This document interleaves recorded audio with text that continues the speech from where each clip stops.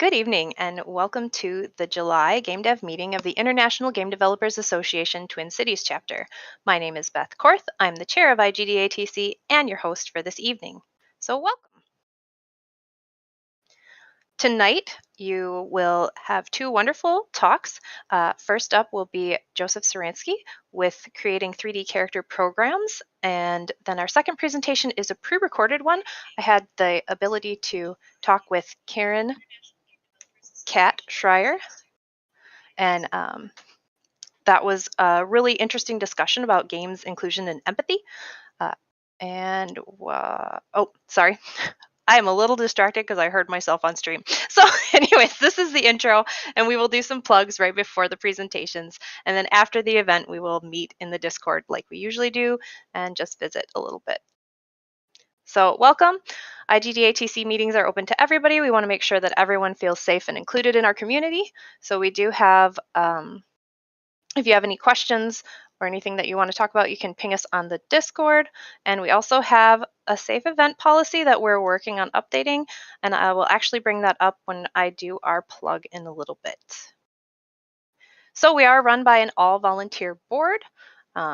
Everybody in this board does a lot of work, and we do have a couple of really good volunteers also that I do want to add a slide for their engagement also a little bit later. That is something that I keep intending to do, but shout out to Lane and Trevor. Thank you so much. All right. And we used to encourage you not to worry about whether or not you were an IGDA member, and we still don't care. Our meetings are open to everybody, but we have been kind of engaging more with our parent org, and it does benefit us that we have a larger community that is a paying dues member for our specific community. So if you do have an IGDA membership, if you could be sure to make sure that the Twin Cities is your chapter, we do earn some kind of like financial incentives throughout the year if we have a large enough community. And we would use that money for increasing like our scholarships to events, workshops, and things like that. Although we did vote as a board that our first income as fundraising will go to our diversity, equity, and inclusion initiatives. And there will be more information about those coming up next month. So the regular schedule of events right now, we have a second, third, and fourth Wednesday of the month. This is the second Wednesday. You are at the Gamedev meeting. This is where we have guests from within the industry and our local community do presentations about game development and games adjacent things. And then the third Wednesday is our playtest. That is where Lane and Dale and Mark have local and visiting developers bring in their stuff so that we can test out their games and kind of get some feedback for them. And then on the fourth Wednesday is the Minnesota VR and HCI. I don't think Zach is here, so give me just a second to pull up what he said is going to be in there.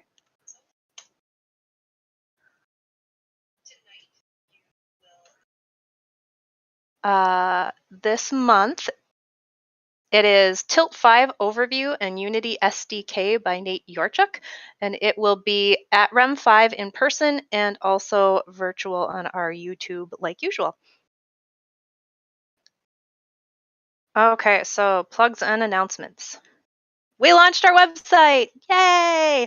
I want to give a huge thank you to Mark and David for all the really hard work that they put into this and all of the work that Martin put into it long ago. It's all come to fruition.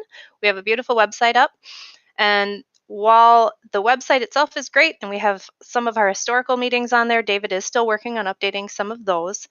And we don't have our policies and stuff like that up there yet.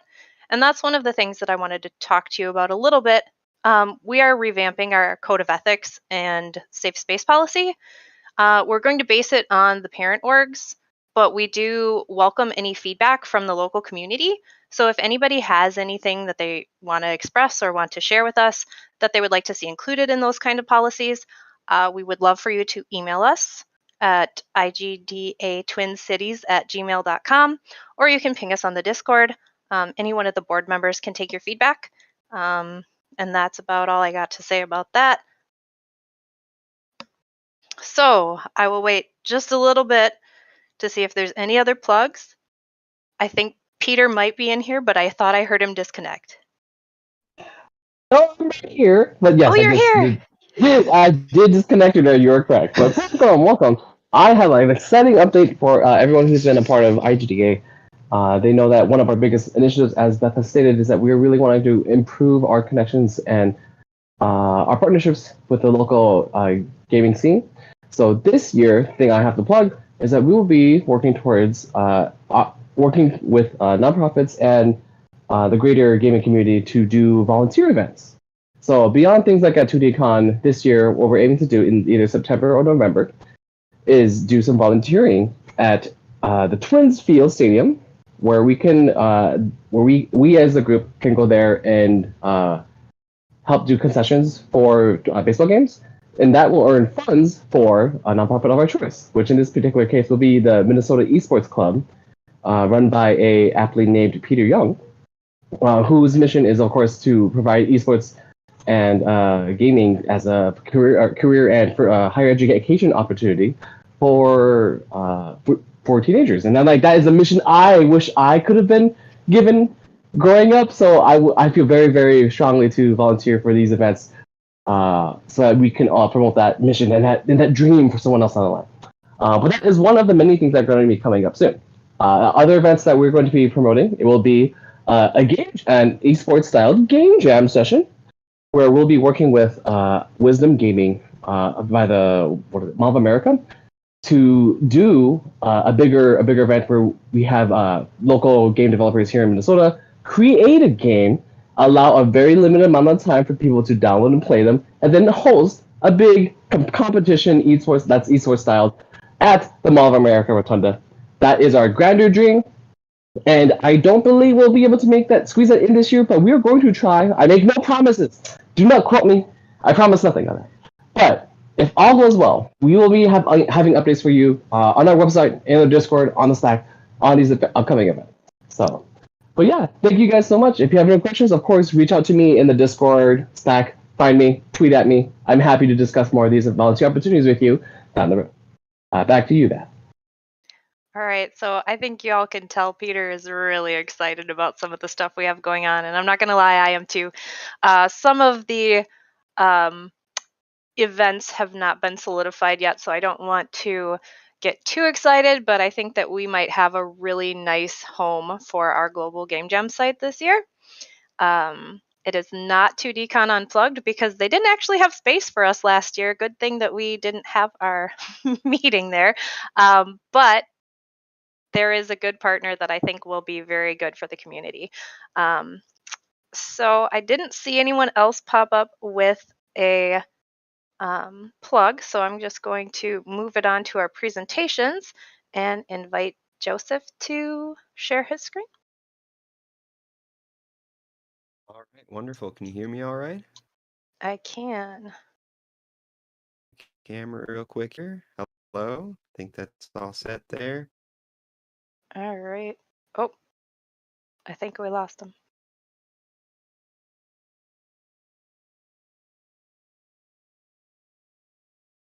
Oh, back? I think I disconnected. Am I back? You are back, not Okay. on video yet. I don't know what happened there. Okay. That's all right. There we go. All right, I will stop sharing my screen. And then you can share yours, and I'm going to mute and turn off my video. Thank you for coming. All right, of course. All righty. Well, first things first, thank you for having me. I'm honored to be here, and I'm really glad I have this opportunity to share my work, share everything that I've been working on with you guys. So hello, my name is Joseph Saransky, and this is creating a 3D character, programs used, and process start to finish. A little bit about me before I get going is I'm a recent UW Stout grad. I graduated with a degree in game design, art, and development, and then a minor in business administration. I've always enjoyed video games, and even at a young age, I taught myself all about them, about the history of them before I even really got into them. I'm currently living in Wisconsin, but I'm hoping to be moving out to California next month. That's the goal. We'll see if that happens or not, but um, yeah, pretty much that's all me. I'll have some links to my my social accounts at the end of this presentation. And let's get going. Um, oh, if it's gonna, there we go. Okay, so I'm sure that most of us have thought about creating some sort of a character before, be that for writing a story, a video game, or Dungeons and Dragons. There are already so many great characters out there. How can you separate yours from the many that are already there? What do you really have to think about when making that character? Today I'm going to be going through how to create the idea of a character and then the programs you would need to create them if you were to create them in 3D for a video game. It may be a little bit informative, but I'll be explaining each of the programs that I used a little bit in order to show how they work on a basic level, and then apply those to the character that I have made. Uh, this character that I'll be presenting on was created as a final project of sorts at UW Stout. And while it may not be the most complex and intensive character that I've made, I feel like it's a good example of how to create a character for a game because of the process that I used to create it with. So by the end of this presentation, I hope to have shown how multiple 3D softwares work, how they function, and for you to have at the very least, have you all be aware of these softwares and what they're used for. Along with this, the process of how to create a 3D character using these softwares. I'd also like to go a little bit into what goes into making the concept of a character. I'll touch on that a little bit at the beginning when I go into my concepting stage. Along with some technical knowledge about what's needed for a 3D character to function, things like rigs and UV maps, and I'll go into all of that stuff as I'm going. And lastly, perhaps a little bit new appreciation for developers after seeing how much goes into creating just one character. So I'll go into a list of all of the softwares that I used and the ones that I'll be talking about today. I've got 3 main ones and then 4 more that I didn't use as much but are still important for the project. So first is Maya, Autodesk Maya. This is the base, creating the 3D models. This is the basic system I use to just can't do a lot of 3D editing if you don't have something in 3D. So that's the biggest one I use. Substance Painter. Substance Painter is used to make textures, materials for 3D things. And lastly, the third biggest one was Marvelous Designer. Marvelous Designer is a program I had never used before, but it's used to create clothing for 3D characters. I really like this one. This was the first time I ever used it, so I spent quite a bit of time in this one, just learning how it works and then making the things that I wanted to make. So those were my 3 biggest ones. However, I also used Photoshop just a little bit because I used that to do my concept drawings. Uh, is a program called Make Human, which is a program that just provides 3D human models. So I use that instead of having to make my own. I also I'd also like to touch on ZBrush. I didn't actually use ZBrush for this project, but I did dive into it a little bit because I thought I was going to, but I did not. But I'll explain why I didn't do that when I get to that part. And lastly, I used Unity because that is the game engine that I put everything in. And basically, I used that one at the end just to bring everything that I had together and just show off what I had, just to show that this character could exist in a game engine. So, keep in mind that not all characters require the use of these programs. These are programs are just the ones I specifically used for this character. Let's look at Kirby, for example. Kirby would not require the use of Marvelous Designer because he does not wear clothes. Another example could be Steve from Minecraft. Steve would not require the use of ZBrush, a high detail organic program, because he is essentially just made out of boxes. However, both of these characters would need to be created in 3D somehow, so you could theoretically use Maya for both of them.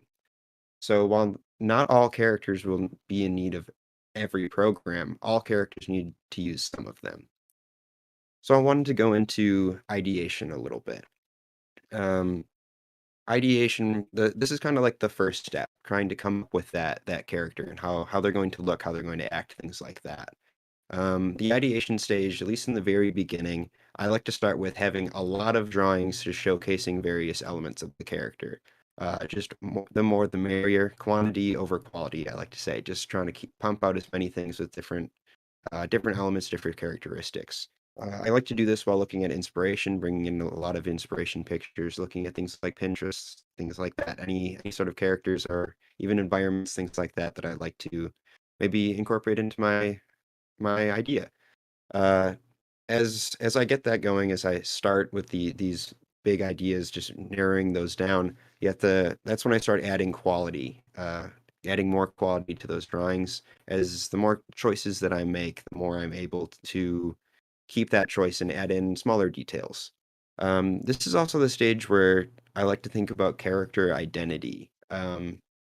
This is part of that where I was talking about like what makes a character a character. Things that you can add into them to really make them stand out more than just being like, I'm making this NPC of a character. Um, so things that I like to think of, at least for actually designing them, aesthetics. If there's a certain genre you want to think about, or different sort of clothes or armor they want to wear, I like to brainstorm a lot of those in these sketches. But also things like the world that they're in and how they affect that world, what place they have in the world. Then to go past that, how emotional they are, what their mood is, how they like to go about their day, and things such as what drives them in the world. Even making a character just based on like a few of these things, you have you have enough to like give this character sort of an identity, just even with this small list of things. So if you go into ideation sketches, I brought up a few of them. There's a lot of them to test out different characteristics, as you can see, different poses, emotions, not too detailed, just used to test out what you want that character to be. Many use the same pose with different clothing or characteristics to see how well they blend together. This is done to narrow down what you want out of a character's look. Once you narrow that down, you can start putting more detail into the sketches. Adding more detail and shading can give you a better idea of what you want. Giving more detailed shots of specific poses and pieces of your character can help you understand how that piece works or what it looks like. At this point, you're trying to figure out the final look of your character, things like clothing, details, and colors. Um, so here's the basis of my character that I'll be using for this presentation. The overall idea is I was trying to think of a game to make, and the game name that came to me was Katana Cowboy, which was basically a mixture of samurai and cowboy aesthetics into one world and one character. So I really had to think about what level of blending that together I wanted for this character. And when I did that, I also was trying to think about the world, what level of blending of those aesthetics are in just the world in general. And then when I did that, how he fits into that world, what his role is, and how that would affect his design. So what I ended up thinking was for the world, the characters were going to be more cowboy inspired, and the world itself was going to be more samurai inspired. So I ended up with my character of he unnamed cowboy and never ended up naming him. However, he's a sheriff in this world, so we'll see some influence on that. Um, oh, come on. There we go. All right, so here is some ideation sketches that I made for for this guy. Um, a lot of them are just to test out the different characteristics. I There's just a whole bunch from here on the top. I went through, tried to do a front and back of the same pose, all of them, and I went into a little bit more detail, added some shading on him. But the one I ended up going with in the end was the one that I put that box around there in the middle. Um, so and then I started to add more detail. These ones I added give it a little bit more of a detailed sketch, and then tried to add more color in. I went through and did those color iterations, and I ended up with more of the second one from the left, a little bit more dark. There's the final product came out a little bit bluer than the picture is. But this is the ideation stage, and once As I came up with that, that's when I moved on to actually making the sky in 3D. So, Make Human was the first program that I had used for this project. Make Human is a program that allows you to create 3D human models. Um, it just allows you to edit all of those attributes, such as height, width, muscle, things like that. And it'll also let you make rigs, and I'll go into what rigs are in a little bit. So this is the main screen of that Make Human. As you can see, there's all of those the sliders on the left there, and just a blank human slate in the middle. All of those sliders, you can change everything, and then there's those tabs on the top that are even more sliders. So this is really just go in, find a human, a face shape, body shape that you like, and you're able to export that out. Sorry, there we go. This program's also great because of that for making complete human monstrosities, which I do enjoy like doing that quite often. So here's some of these terrible, terrible beings that I like to create. That being said, this is the guy that I ended up making. Um, he's basically just a basic guy, but he's a little bit more polygonal than the previous screens were. And this is because I wanted to have a lower poly version for modeling after. I did end up with a slightly higher poly version also, but having this low poly version to actually put into the game engine is a little bit better. Make Human also lets you choose a rig for your character. Rigs are used as bones or joints for your character, allowing for animation. Wherever those diamonds come to a point is where they can connect to another joint, allowing rotation. One of those connection points is the elbow, and if you were to rotate that point, the elbow would bend because it's bound to the character's arm. I chose the rig on the left as it's a little bit less detailed, and I wouldn't really need to do any intense animation for this project. However, if a lot of animation was required, the right rig has more joints to do so, allowing for finer movements. It also has an intense facial rig, shown in the middle, that would allow for uh, facial animation and things like talking and emotion. So, moving on to ZBrush. ZBrush is an organic 3D modeling software, allowing you to go in there and basically paint in 3D these models. It's very high poly. Uh, in order to do this, it's just the higher polygon count you have, the easier it is to manipulate these things. So um, basically, you can go in, and I like to use a drawing pad, like a pen tablet for this program, because you can go in and basically just draw on these models. And going on forward. So when you first open ZBrush, you can bring in any sort of shape. So I just brought in a sphere here to show you how it works. Um, so basically, you have a bunch of different brushes, different effects that you can use to add or subtract material from your base. So this was an example of just an add brush, a standard add brush. So if you move around that thing and draw on it, it'll look like something is coming out of that ball. And then opposite that, if you switch it to subtract, it'll look like there's things going in.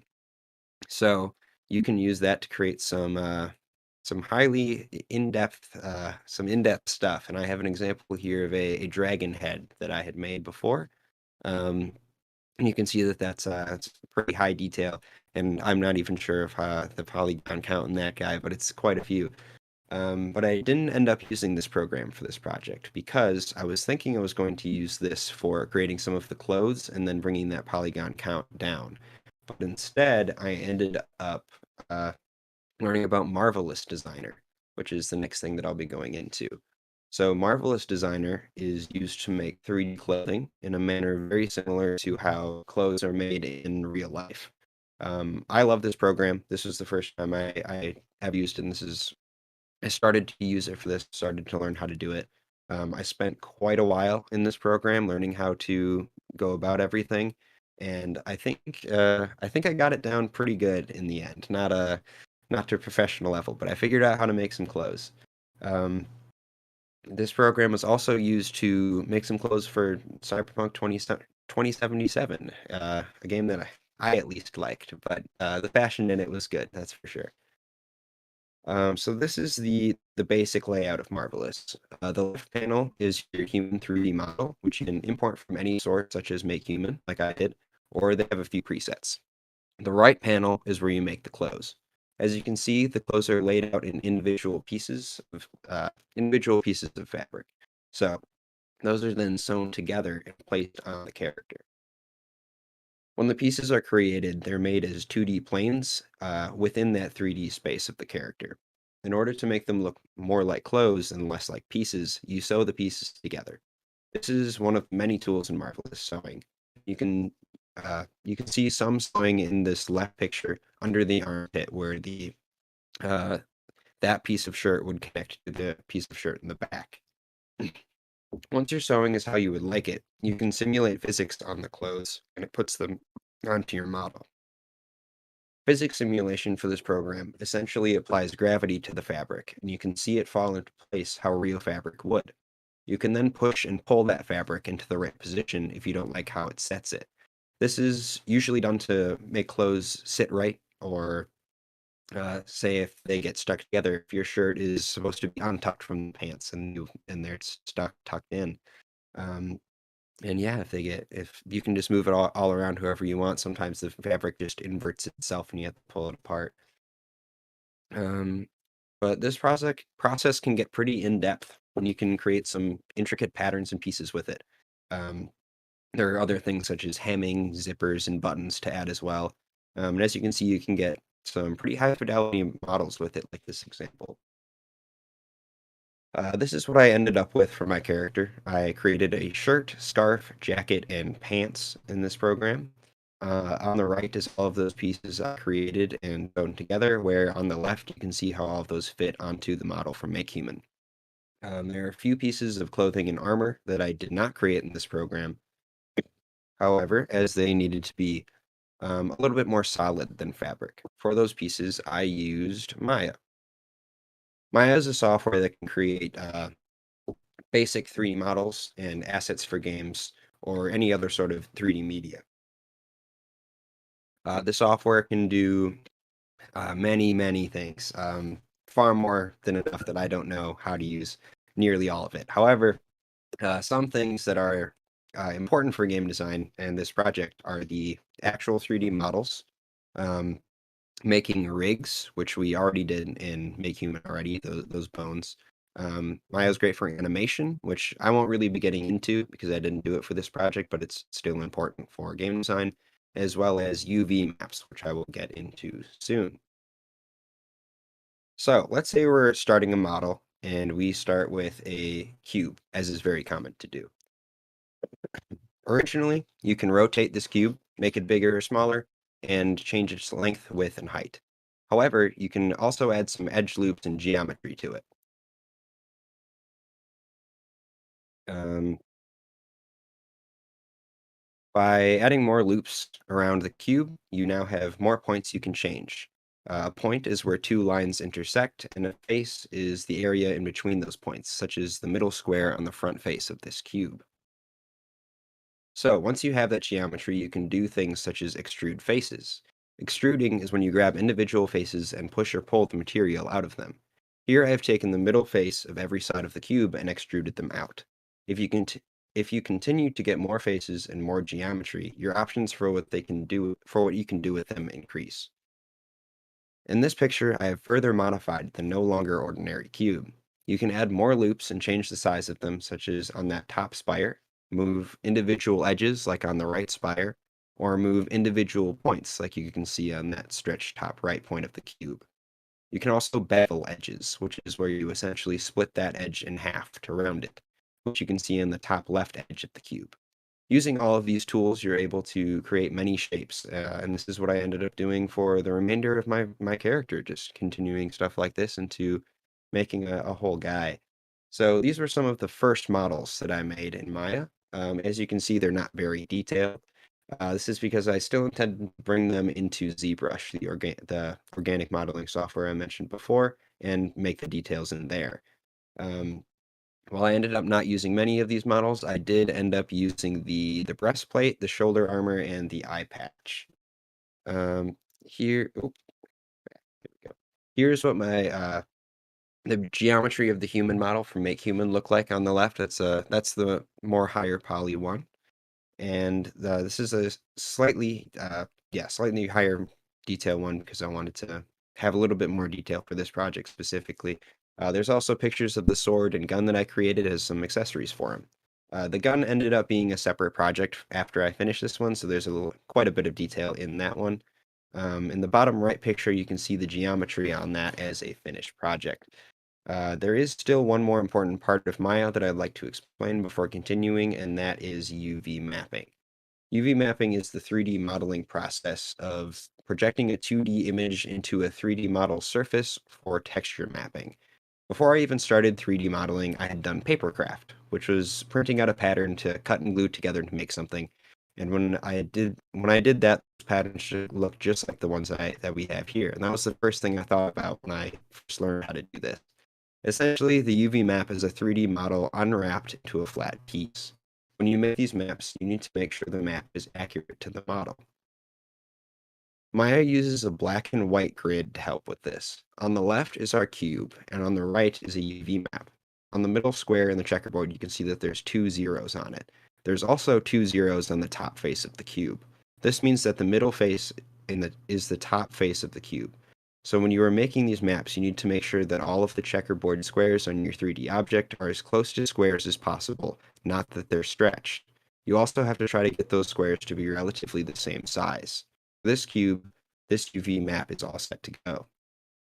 Here's a UV map for the gun I created. There are multiple pieces to it, so it's got multiple patterns on the right side of the UV map. If you look at the 3D model of the gun, you can see that it has checkerboard on it and it's relatively the same size and close to being all squares. This is because the pattern on the right is all to scale with each other and it's the right shape to not stretch anything. I had to do this process for every model in the scene, so all of the clothes, every accessory, things like that. Here's the final model for my character with no textures on it. All of his pieces have UV maps on them. Some of those UV maps have been grouped together to make things a little bit easier.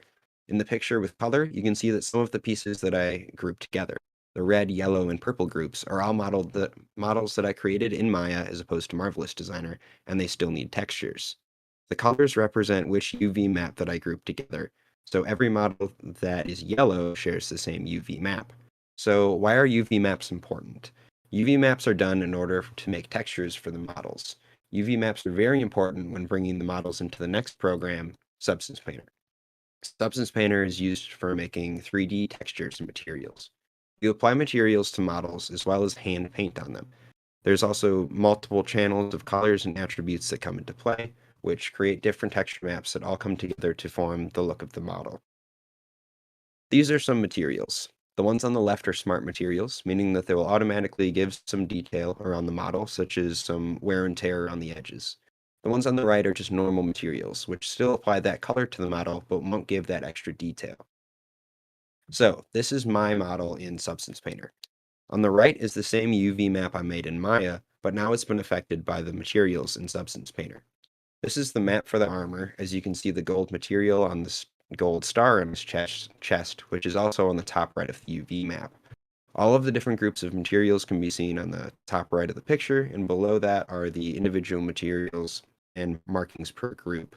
When you're done making these textures for your models, you are ready to export them. There are many ways to do this, different export options, but they all require exporting different images that all combine to one material. For this project, I used 4 different texture maps. Here are the maps for the gun again. On the left is the base color map, which is just the base color of the model. On the right is the metal map. This map tells the program how metallic a certain part of the object is. For the gun, there's a lot of white because it's very metallic. The roughness map tells how rough a material is. The rougher it is, the more beat up it may look, and the less light is going to reflect off of it. Even if you have a very reflective material that may normally reflect a lot of light, if it's very rough, it may not reflect that much. The blue map is the normal map. A normal map is something that can show depth on a model. When making the texture, it's possible to draw the normals of the model. If I want a certain part of the model to stick out or look like it's going in, I can do that with the normals. This is done in order to save space on the model itself, because now I don't have to model in those small changes. I can just do it on this map. For the gun, I used normals to make the screws look like they're coming out. When all of these maps are put together, it will create the actual material of the gun. This view is what's shown in Substance Painter, and when it's applied to the model, this is how it's a little bit supposed to kind of look. Here's everything. This is how everything looked after it was finished in Substance Painter. If you look at the screws on the gun, it looks like they're protruding out a little bit, but that's actually done through the normals, not the model, which is that blue map earlier. Now that the clothes and accessories are all textured, they're ready to be moved to their final destination, the game engine Unity.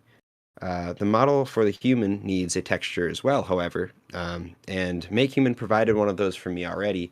That texture is made in the same way that these other ones are, which means it looks a lot like this, unfolded human skin, which is a little bit unpleasant, but that's how it works.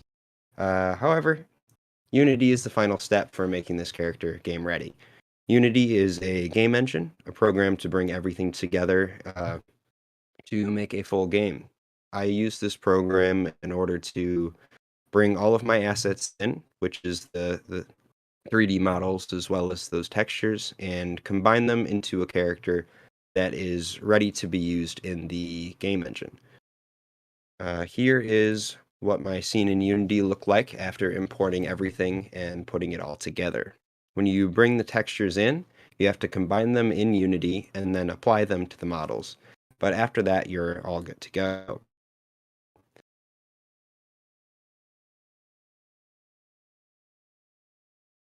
There is just to get him into Unity to show that he can go in. But if I was going to make a whole game, the entire background could be filled with things such as an environment, objects, trees, crates, things like that. As this program is originally made to and for this project was to create a small video to showcase the models in the created form in Unity. Unity allows for animations, so while I didn't animate the fleet, we'll play on this next slide. Yep. It's just him spinning and then a few close-ups of the objects. You can animate cameras in Unity, which is how I created this, and this is just going to show some of the details, and then the sword and the gun.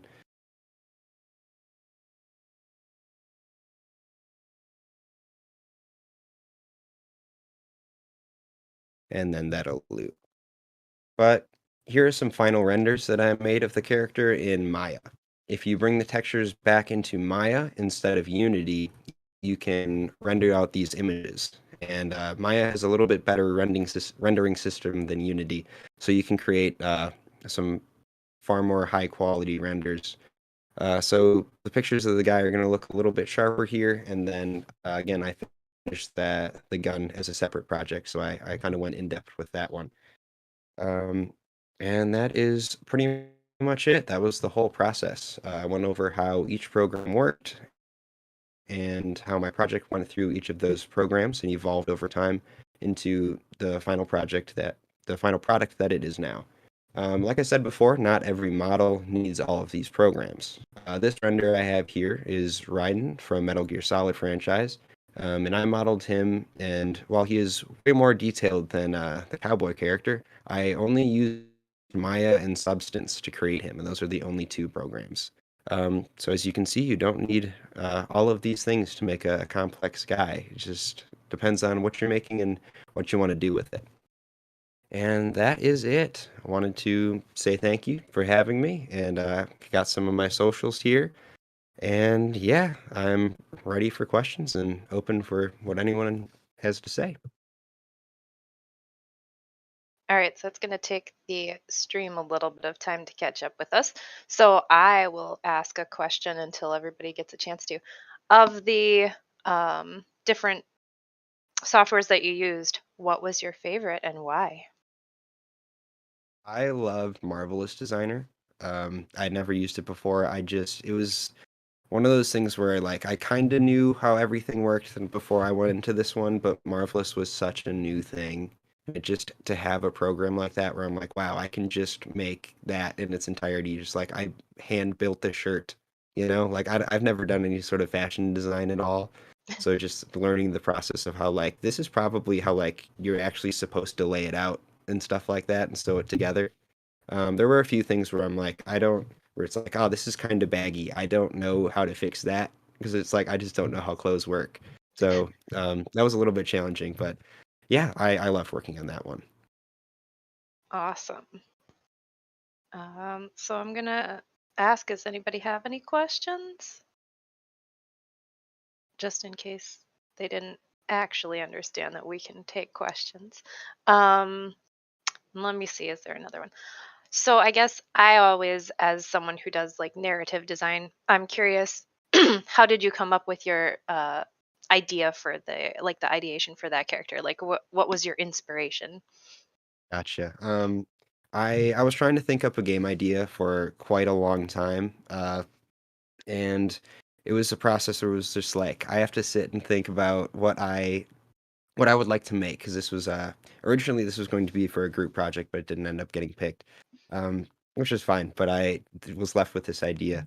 I was inspired by I really like to make or play action games, and these are Mm. just two aesthetics that I really liked, and I was like, what if I just mix those two together? And the more I looked into it, it was really fun to try to mix all of them together. I know there's a game called Red Steel 2, which is kind of like this. That was the closest thing I found to this idea. So I tried to take my stuff as far away from that as possible, but it's kind of hard to do that when it's almost exactly the same thing. Yeah, I'll be honest, when you said Katana Cowboy, I thought Cowboy Bebop, and I was like, no, that's like anime cowboys. um, so let's see. Nobody has questions? Oh, I do see the comment. Maya, a lot of them use Blender. Have you dabbled in Blender also? I And how I does have it not stack used up? Blender. I have not used You have Blender. That's not? like it's really high on the to-do list to learn how to use Blender. Maya, because I was on the student trial for Maya. Oh, okay, that makes sense. So yeah, my time is running out, so I need to figure out how Blender works pretty quick here. Um, but yeah, I know I've seen a lot of people use it. It looks really good. It looks like something where I feel like I'd use it and be like, I like this better than Maya, but I can't say I've ever used it yet. Well, we definitely have a lot of people in the community who use it. So if you have any questions as you're going through, definitely pop in and ask. It looks like we don't have a lot of other questions for you. Is there any, I mean, you shared your socials and stuff. Is there anything that we can look for coming from you? Like, do you have any projects you're hoping to launch or anything like that? Actually, I just launched a game. I forgot to put this in the presentation. I was just in a team with a few people, and we just launched a game called Notorious: The Goblin War on Steam.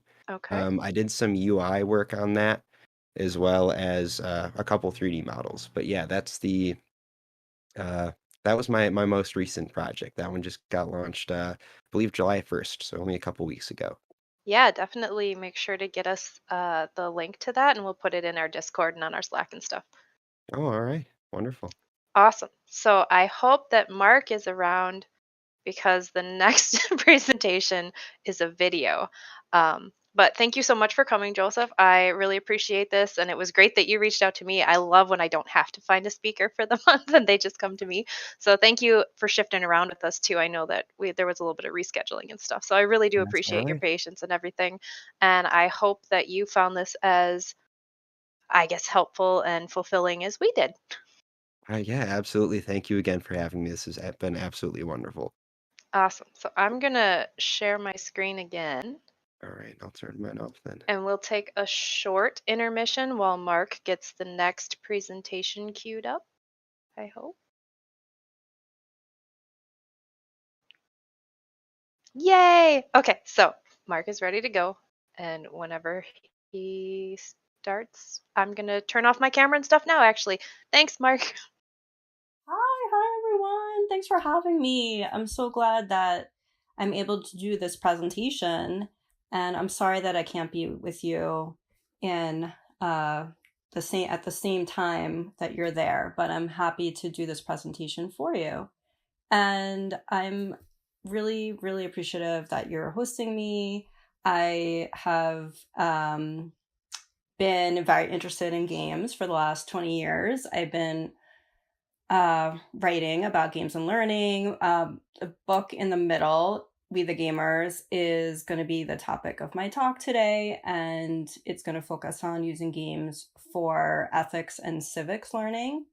But if you're interested, the Learning, Education, and Games series was actually written as part of the IGDA Learning, Education, and Games SIG, so relevant to what you're all interested in also. And it's free. You can download it. We have books 1, 2, and 3 out, and we are currently working on book 4, which is going to be 50 games for inclusion, equity, and justice. So really important, timely topic drawn from people like you who are practitioners and academics in the field. And so I am Dr. Kat Schrier. I am an associate professor and director of Games and Emerging Media program at Marist College, which is in the New York area. And I'm also a game designer. I've been working in the field at places like Nickelodeon, Scholastic, Brain Pop. More recently, I've been consulting as a game designer for the World Health Organization. And welcome.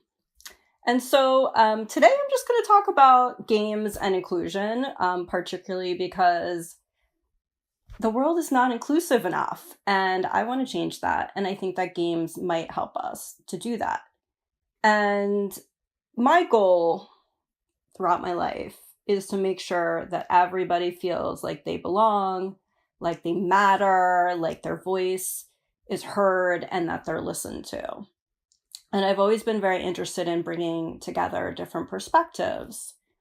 And a question that has always been on my mind is, how can we use games to better support that, right? So definitely learning and empathy and connection and compassion and inclusion, but also this idea of multiple perspectives, of listening, of making sure that everybody feels like they matter. But, we probably know this, right? We've all played games. 80% of online game players, according to a survey done by the ADL, have faced hate and harassment while playing online games. So clearly, we're not always including everybody in the games that we play. On the other hand, though, 99% of online game players have had some kind of pro-social or positive experience, like developing friendships or helping others or mentoring others in online games. So there's sort of this spectrum of everything from cruelty to compassion in the games that we play. And my goal is to really think about, okay, well, how do we move it much more to the compassion side? And also this question, like, are games both the problem and the solution, right? Are they all of those things? Are they complex? Are they messy?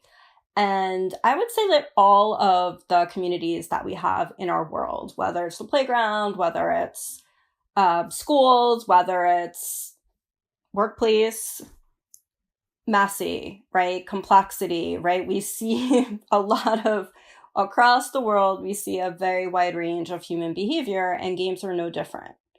And so I think of games really as communities, just like the other communities I mentioned. They have all different kinds of human behavior happening in them. They have conversations, civic engagement. They have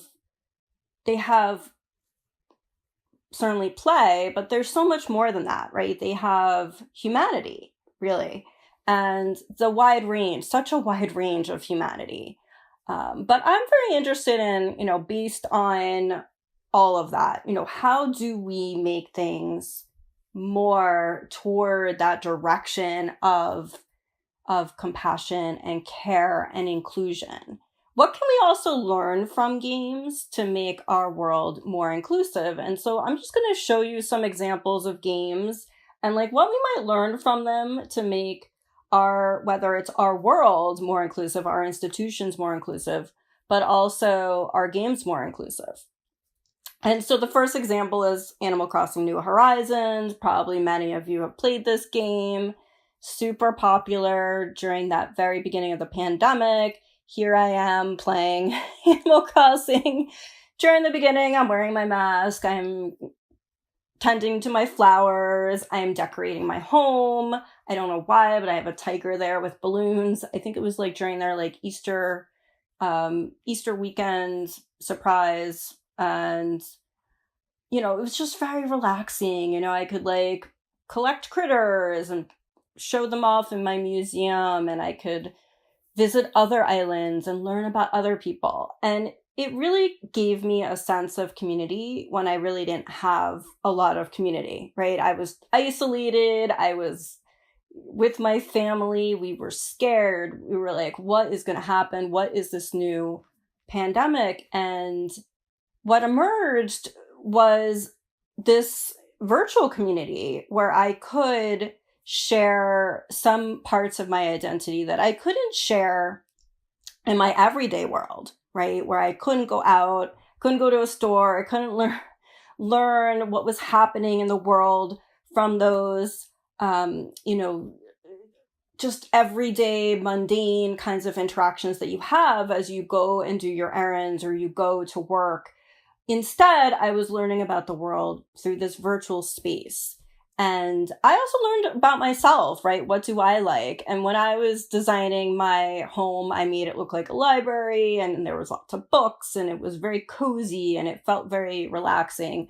And then when my daughter played the game, she showed off her home, and it had an aquarium, and it was, you know, lots of fish. And because she liked swimming, something she couldn't do at the time, she was designing her world in a way that reflected herself. And through that, it was just this great way to be able to share something about yourself and also to learn about the world in this game. And so another example of that we can look at is a game called Kind Words. And some of you might have played this. It's a really cozy game where you are writing letters to other people, and you are getting letters back, and you are just feeling like you're part of this virtual space where you're supporting each other with kindness and compassion and care. And so like when I played this game, I was writing We the Gamers, and I was thinking about, oh my gosh, it is so hard to write this book. Like, can I keep going? Like, how do I keep going? Like, how are people gonna think, you know, what are they going to think about my book? And I wrote a letter about it, and I sent it off. And then a few days later, got a bunch of letters, and they were letters of support and encouragement to keep going. And you're doing a great job. And, you know, your words matter. And in this game, you are helping others. And so I then sent letters back to other people. People wrote letters about relationships or issues with their parents, or not sure what to do with their lives. And I would give them letters of encouragement. And it was just this great ecosystem of care. And I think it's just a great game to show you how there's other people out there, even strangers, who matter, right? And that your voice might matter for them as well. You can make an impact on them. And so this is a great game. The other two games that I shared with you cost money. But this game is freely available online. When Rivers Were Trails, it's about the Anishinaabe people in your neck of the woods, northern United States and Canada. And it's about the allotment acts, which were these really awful, horrible acts in the late 1800s in the United States. And it was pushing Indigenous people off of their land. Really horrible time. You get taken back into that moment of what it was like to be pushed off your land, to go on a journey, to try to maintain your culture, and to learn about your new home and learn also about the journey. And that game gives you a perspective on what it was like to be in that historic moment. Now, you can never fully understand what it's like to be someone else, or to be, anybody from history, to, relive a historic moment. We can never just go back in time, but at least the game gives you a taste. It gives you a little bit of a touch point so that you start to care, that you care about a moment that you really cannot access any other way, right? You can't step outside yourself. You can't step outside your time. But through a game, for a moment, you can at least get a taste of it. And again, games don't need to be digital to be effective, to be meaningful, to matter. Even the very act of making a game can also matter. And this is a game made by Common Circles. It's an organization that helps youth connect with themselves through making games and also playing games. And they did a game jam in Missouri, and they matched youth with practitioners and professionals. And they created this, one of the games that they created as part of that game jam was this Common Circles card game where you play and you connect celebrities and their aspects of their identities with your own identity. And you start to see, oh, wow, I didn't realize that this person had this kind of background. I have that kind of background. I feel closer to these celebrities who just seem so far off, so beyond yourself. They're just like us, right? But then also we're like each other. We feel more connected to each other as we play the game. And I also feel more connected to myself when I play this game because I get to learn more about myself and who I am by understanding other people's identities. And so again, non-digital can be really effective as well. This is a game that's really, really fun. And it wasn't made by a big staff of people. It was a woman, I think her name is Kara Small, and she was making this game called Sweetheart. And it's about experiencing microaggressions at work and in the, at school as a Black woman. Now, many of the people playing this game may not be Black women, right? But by making choices, by seeing the consequences of those choices, by interacting with others in this game, people started to realize oh, wow, there's so many things I might have to think about if I'm constantly negotiating all of these microaggressions as a Black woman.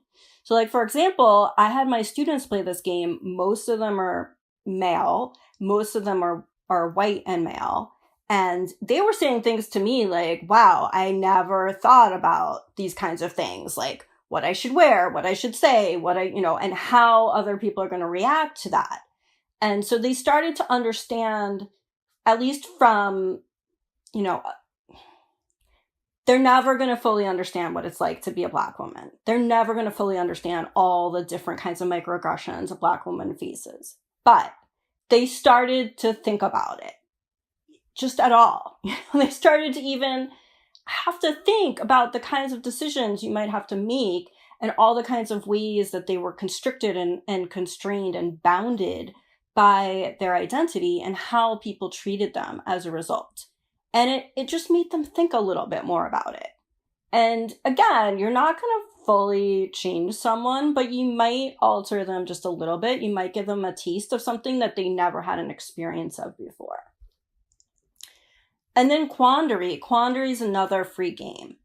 And it is a game. It's an educational game. It's focused on teaching argumentation and evaluation of information and information literacy, really important skills right now that we really need in our society.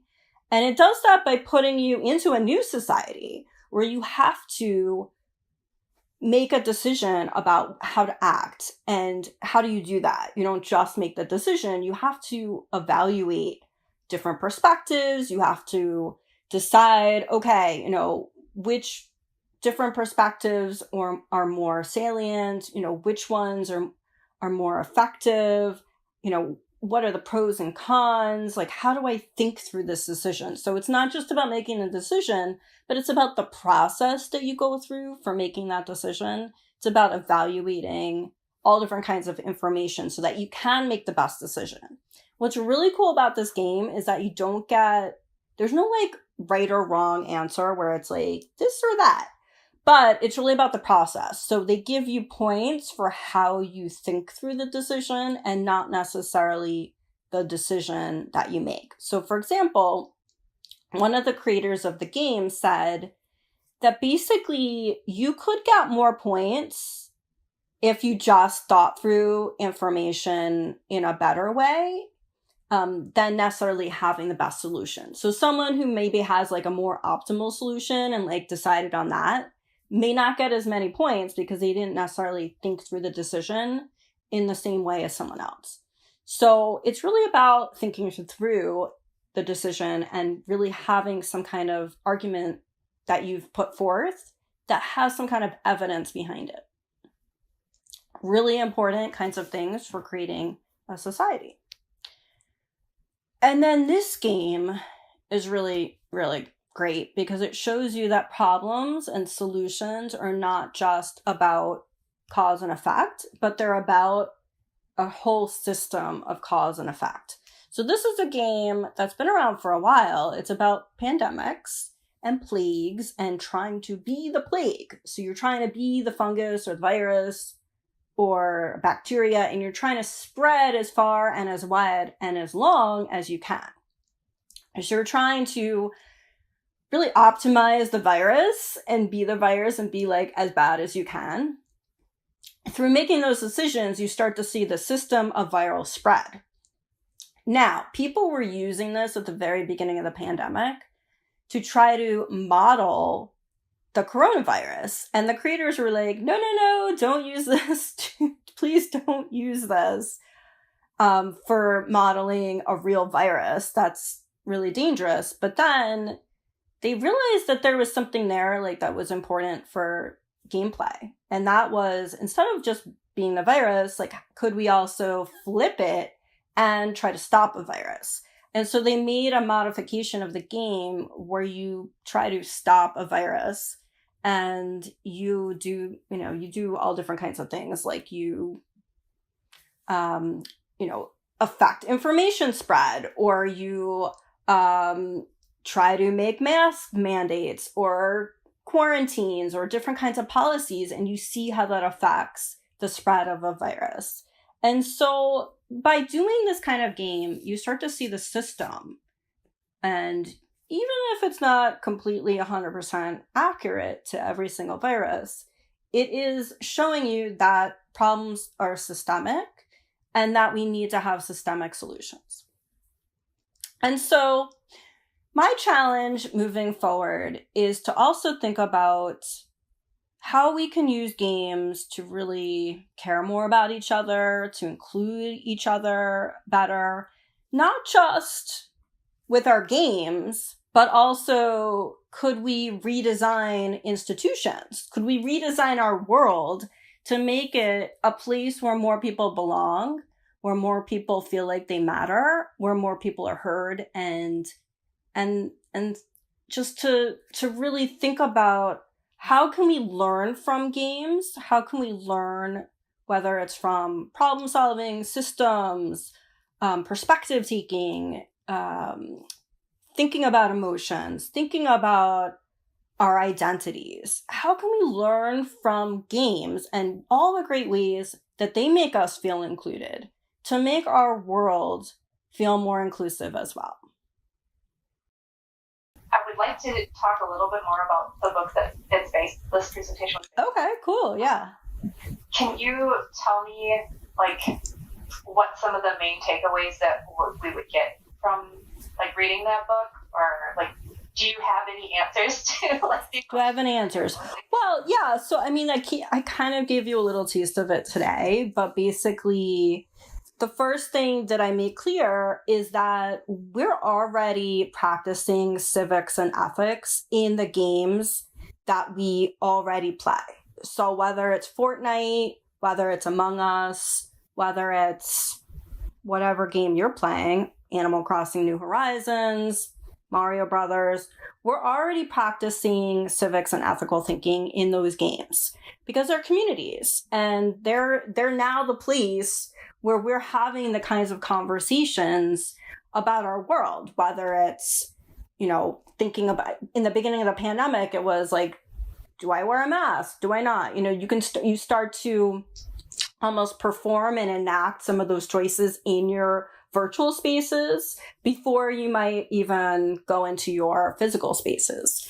And I was definitely practicing that in the beginning, absolutely, and I continue to, right? And so, like, for example, like every night I play the game Among Us with my kids, and we all play as a family.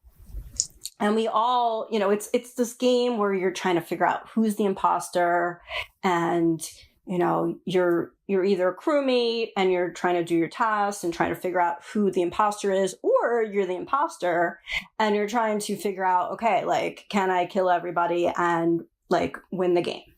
And so you're making a lot of decisions, right? So you're, if you're the imposter, certainly there's some ethical decisions about like, who do I kill? How do I kill? How do I lie?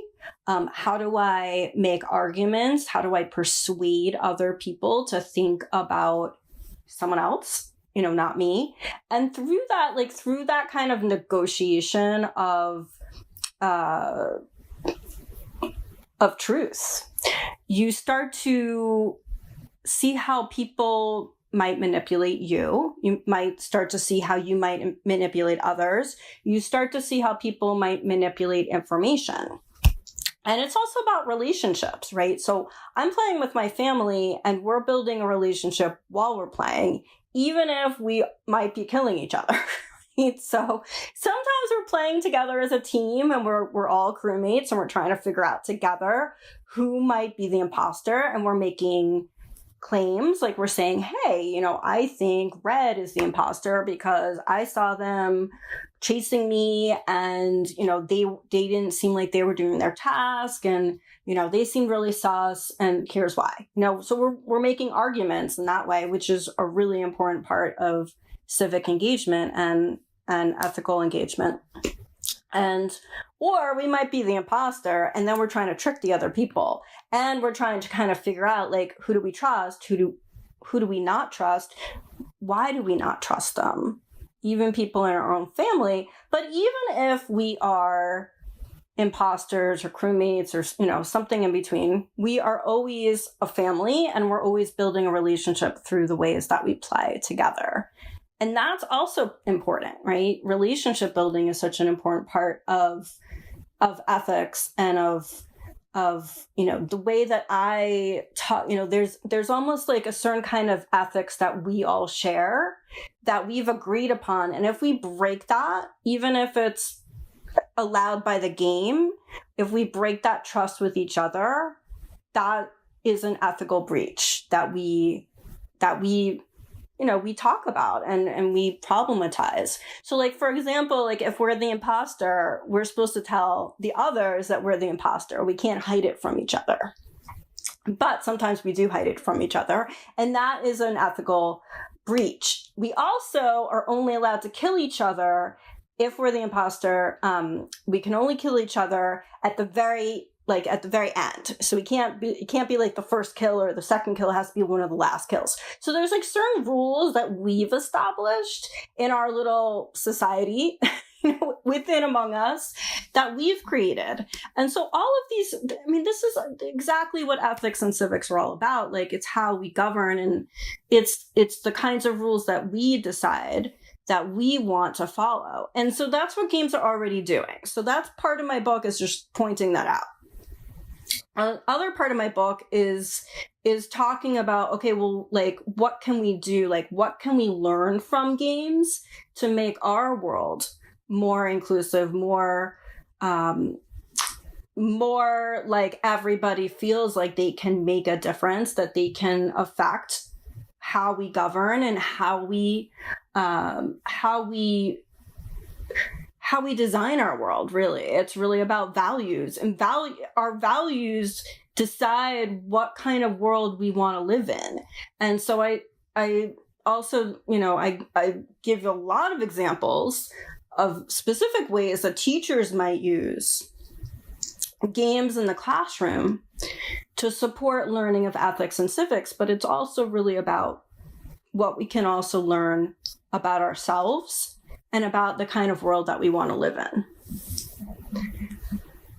Yeah, I think that's one of the really interesting things to me about this topic. Yeah. Is, like, you talk about, like, are games the problem or maybe the solution? Because I know we're all quick to be like, oh, games don't make kids violent. Yeah. But if we're going to say that games can make them empathetic, then, I mean, we can't argue the other way. Right. Yeah. It's always interesting. It's like, you go into games with a lot of your own experiences and you make it what you want to make of it, right? Like, I'm not saying that we're going to suddenly go into one game and completely change, but I do think that it gives voice to stories of people's lives, right? And there's something about living someone's story and making choices as someone else and performing what they might have performed and going through what they might have gone through for a moment that might help you to start to think. It's another set of experiences that you now have that you may not have had access to otherwise. And that, to me, I think has value, right? It's like an ecosystem of experiences that now is meaningful because you've played it. Yeah, I've always thought, like, that's one of the things that I was really excited to have you speak with us about, is because, like, there's the whole, like, there's science behind othering, right? And how could we use games to, like, make us all have a commonality that we can all, like you said, shared values. Like, I can guarantee you that each group who has a different idea about how society should be run has different values at the core of their, like, yes, exactly. Right? So how can we navigate that to make it fair, right? Right. And, it's like always like, well, whose values got included? And what I'm interested in is, how do we learn about each other's values and value each other's values and consider that other people matter too. It's not just your idea of what the world should be. It's our idea. And that collective voice, and not to drown out your values because your values matter, but to lift up more different kinds of people's values and make it more equitable. Absolutely. Yeah. I mean, maybe, I have an overly optimistic view of games, and maybe it's because of the way that I play or the way that I want to build my world. But I definitely want to lift up more people, but I also want to lift up games because I do think that they reveal the messiness and the complexity of humanity. And it's really hard sometimes because people always just want, like, an answer. They're always like, okay, well, like, what should we do? Like, games are good or bad, right? And I just don't think there's any clear cut answer like that, right? I think the best thing that games do is show us. It's almost like magnifying glass of the messiness, all the different complexities, all the different ways from cruelty to compassion that we act, and that might help us to make a little bit of a step toward a solution, because it helps us to just see that messiness without just this, like, this sudden desire for a clear answer. You know, maybe we need a messy answer, and games might help us to get there. Yeah, so this is something that I can tell that you're very learned about. So do you have like any resources? Is that learning SIG book that you like one of the better resources, or is there like a website or anything for people who are like interested in this topic? Yeah. Well, certainly my book, We the Gamers, talks about this, but in terms of the messiness of humanity, wow, there's a ton of great books on that. Gosh. Yeah, I mean, certainly the Learning, Education, and Games book series, we're working on 4, and I think that's going to be a great resource for people to learn about lots of different really great games that help us to see that, first of all, there's so many different kinds of games that are out there. And it's not just, I talk about Among Us and Fortnite, and Among Us is in the book. I actually co-authored the chapter on Among Us. But it's also, much less well-known games that have a big impact on how we think about inclusion and equity and justice, and how we can also teach our students, our next generation, about that and how to think through some of those complexities. That forthcoming book, it'll be out probably early 2023, I hope. That'll be great. But, you can also look at the first 3 books. They're free online, free to download. So that's a great resource. But also my other book, Knowledge Games, talks a lot about problem solving in games and crowdsourcing and citizen science in games, and like that complexity of problem solving definitely stems from that book as well. So that, that would be a good resource as well. Awesome. So, trying to think if there are any other questions that I have. I feel bad that we don't have the live audience because everybody loves to like follow up right away. Yeah. Well, you can also tweet your questions to me. So if I kind of click all the way back, I can get you to here, and you can go to Dr. Gamer Mom, tweet at me. I can share more resources, answer questions, absolutely talk more about this topic, and yeah, happy to. The slide's perfect. Yeah. All the books that we were. These are all the books that I was just chatting about. You can also email me, whatever you're comfortable with. I'm always happy to hear from anybody interested in this topic. Yeah. So, I guess we just went over where we can find you again. And Twitter is a good place, or email. Mm-hmm. What are the 2 websites on this slide? Oh, yeah. So Games for Civics really just is about my book, We the Gamers. You can find a link to the introduction, which should be free to download. It was published in a journal that's also free and online, so you can check that out there. And then Platyplay is I've got like a little consulting company where I help other people think through these kinds of issues. Obviously do consulting, designing games, for example, for the World Health Organization, but I also do all different kinds of consulting. So happy for you to check either of those websites out. There's also another website that would be good for you to know about, which is inclusivegames.org. And that is a way to get in touch with an organization that I help to run, which is about inclusive games and trying to make gaming and the game community more inclusive so that everybody and everyone feels like they matter and that they belong, and you do belong. And it's a free online organization. We have a Discord server. We have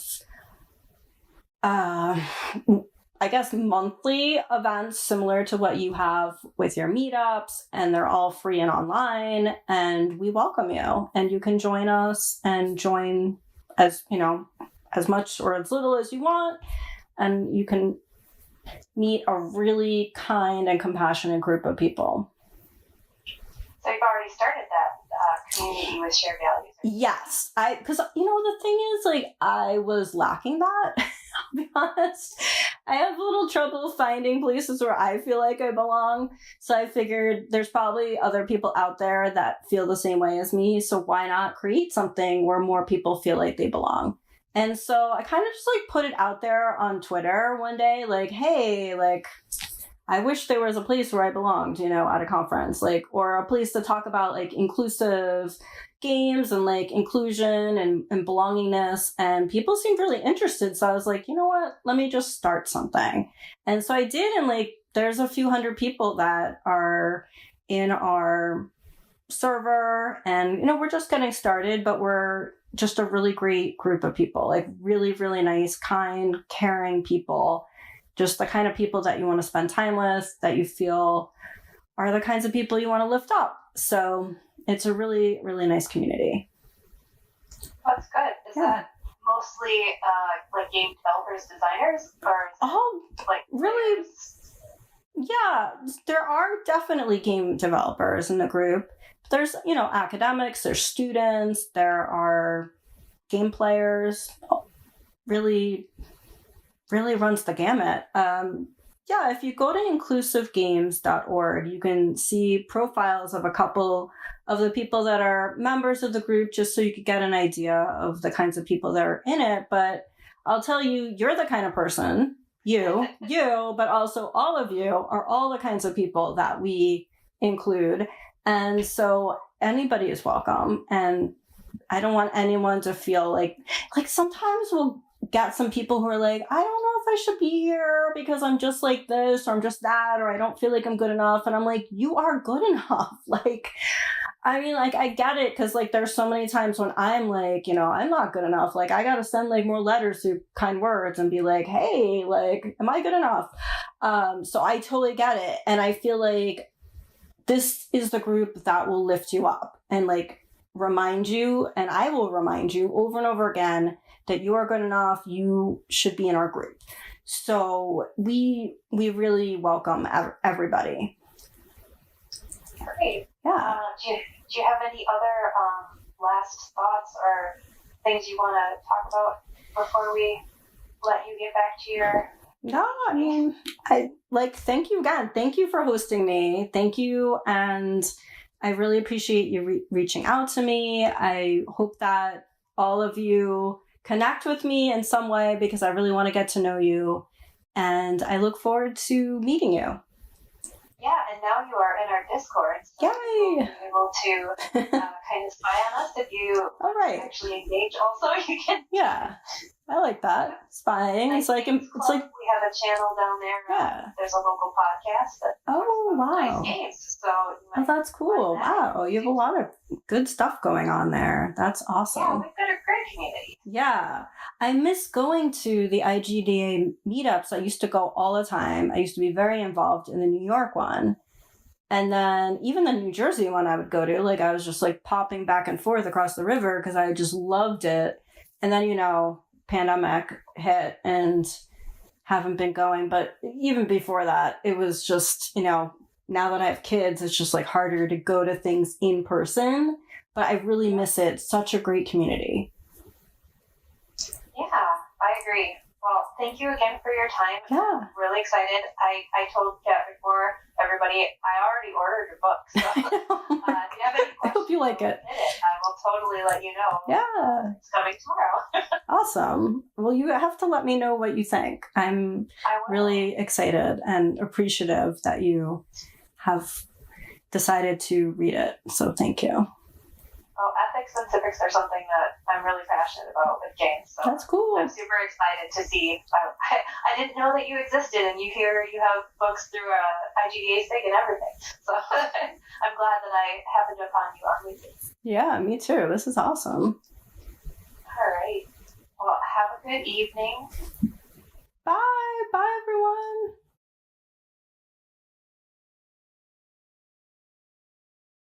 Okay, and I think we are back. that was such a fun conversation to have with Kat, and she was really sorry that she couldn't make it to be live with us. But again, I put her information in um, the Discord here with all of the links to those free PDF copies of the Learning SIGs books. And then I also just wanted to plug, I did purchase her book because I'm super interested in this topic. And I just wanted to read you a little one paragraph kind of because it's what to expect. So if you want to kind of know what the book is about, I snuck a paragraph out. This book is about games, and it is a book about learning, yet I'm not trying to argue games should be used for educational purposes. Games are not universally bad, nor always good at teaching ethics and civics. This book is not going to laud games as the panacea, nor is it going to only point out their problems. And just because something is a game does not necessarily make them fun nor functional. The reality is much more nuanced. And I think that that's kind of like what she was talking about, that things are messy, but I think that it's going to be kind of like a scholastic approach to the topic, which is why I'm really excited to read it. So I think that is all we have for tonight, but we will hop down to the social hours in whichever room someone hops into first. So thank you for joining us and have a wonderful month. See you later.